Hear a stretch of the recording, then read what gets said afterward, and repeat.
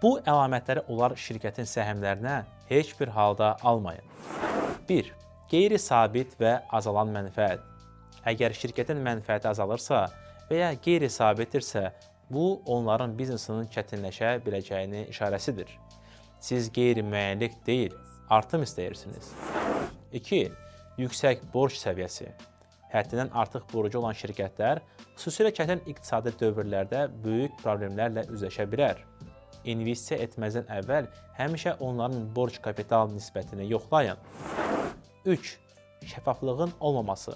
Əgər şirkət maliyyə və ya biznes strategiyası barədə məlumatı dərc etmirsə, bu xəbərdarlıq əlamətidir.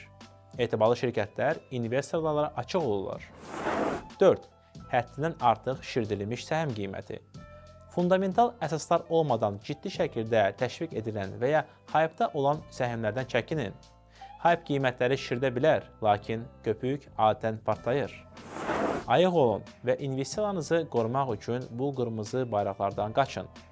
Ağıllı investisiya ilə bağlı daha çox məsləhətlər üçün Telegramda olan investorlar klubuna qoşulun. Potensial investisiyanı qiymətləndirmək barəsində ətraflı videoya bizim YouTube kanalımızda baxa bilərsiniz. Hamınıza uğurlu investisiyalar.